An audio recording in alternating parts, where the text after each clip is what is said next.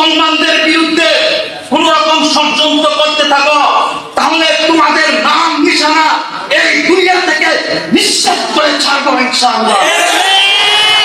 প্রিয় ভাইরা আমার, মক্কার কাফেররা 13টি বছর পর্যন্ত মুসলমানদেরকে নির্যাতন করেছে, জুলুম নির্যাতনের স্টিমরোল চালিয়েছে, এমনকি রহমতের নবীকে ষড়যন্ত্র করে হত্যা করার পায়তারা করেছে। নবী করিম সাল্লাল্লাহু আলাইহি ওয়াসাল্লাম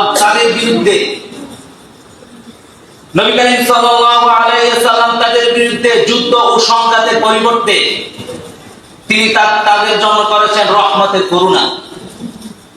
তিনি যখন দেখলেন কুফরি শক্তিগুলো মাথা উঁচু করে দাঁড়িয়েছে, মদিনা শান্তি চুক্তি ভঙ্গ করে অশান্তির আগুন প্রজ্বলিত করতেছে,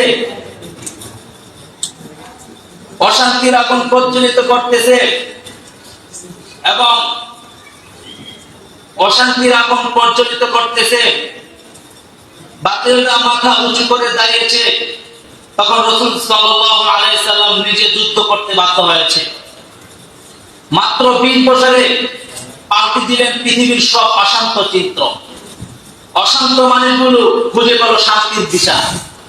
প্রিয় সুধী, লড়াই যদি ইসলাম ও মুসলমানদের স্বার্থে শরীয়ত অনুযায়ী হয়, তাহলে সেটা হবে জিহাদ।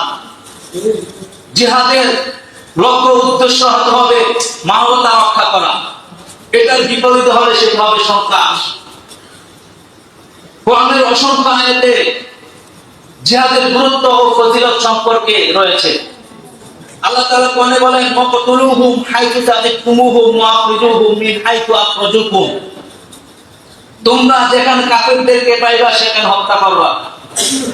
আল্লাহ তাআলা কোরআনে আয়াতে বলেন, ইন্নাল্লাহা ইউহিব্বুল লাযীনা ইউকাতিলুনা ফী সাবিলিহি সাফফান কাআন্নাহুম বুনয়ানুম মারসুস। নিশ্চয় আল্লাহ তাআলা ভালোবাসেন তাদেরকে যারা তার পথে সীসারা প্রাচীরের ন্যায় সারিবদ্ধভাবে যুদ্ধ করে। হাদিসে নববীতে আসছে, ইন্না আবওয়াবাল জান্নাতি তাহতা জিলালাস সুয়ুফ। নিশ্চয় জান্নাতের দরজাসমূহ তরবারিসমূহের নিচে রয়েছে।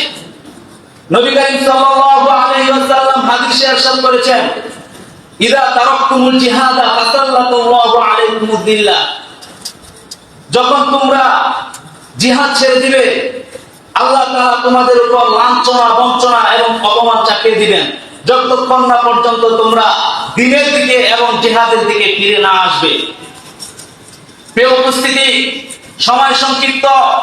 যারা জিহাদকে সন্ত্রাসবাদ বলে গালি দিয়ে নিজেদের হত্যার লুণ্ঠনের পথকে সুগম করতে চায়, যারা জিহাদকে সন্ত্রাসবাদ বলে গালি দিয়ে নিজেদের সন্ত্রাসী কর্মকাণ্ডগুলিকে তারা বৈধ করতে চায়, আমি তাদেরকে স্পষ্ট ভাষায় বলে দিতে চাই, জিহাদ কোনো সন্ত্রাসবাদ নয়। ইসলামের সন্ত্রাসবাদীদের কোনো স্থান নেই। প্রিয় উপস্থিতি, আমি ব্যক্তহীন কণ্ঠে বলে দিতে চাই, সর্বপ্রথম তোমরা এই জমিনে সন্ত্রাসবাদের রাজত্ব কায়েম করেছিলে। তোমরা নিরপরাধ মুসলমানদের, তোমাদের বুলেটের আঘাতে নিরপরাধ মুসলমানদের রক্তে রঞ্জিত করেছে খোদার পবিত্র জমি। যদি আরেকবার জিহাদকে তোমরা সন্ত্রাসবাদ বলে গালি দাও, যদি তোমরা ইসলাম ও মুসলমানদের বিরুদ্ধে কোন রকম ষড়যন্ত্র করতে থাকো, তাহলে তোমাদের নাম নিশানা এই দুনিয়া থেকে নিঃশেষ করে ছাড়বো ইনশাআল্লাহ।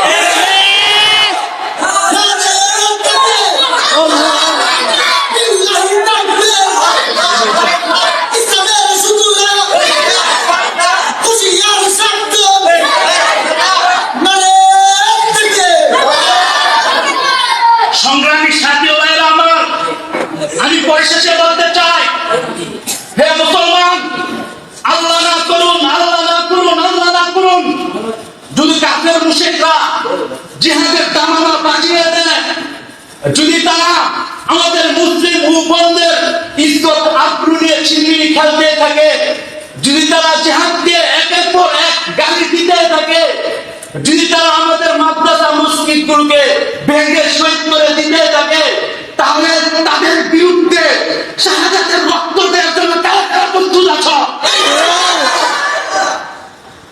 আমি শেষ কথা বলে দিতে চাই, যারা জীবনের কামিয়াবি সফলতা অর্জন করতে চাও, যারা সফলতা অর্জন করতে চাও, আসো আসো তোমরা জিহাদের কাতারে নাম লেখাও। এ পথে বাঁচলে কাজী বললে সে, এটাই আমাদের কামিয়াবি আর সফলতা। পরিশেষে আমি আমার সাহসী উচ্চারণ দিয়ে আমার বক্তব্য এখানে ক্ষান্ত করছি। মাতৃভূমিতে দাঁড়িয়ে এক জমিনের জন্মগ্রহণকারী এক সন্তান কথা বলবো এক আল্লাহ এবং তার রাসূলকে অনুসরণ করে, অন্য কাউকে পড়া করে কথা বলি না।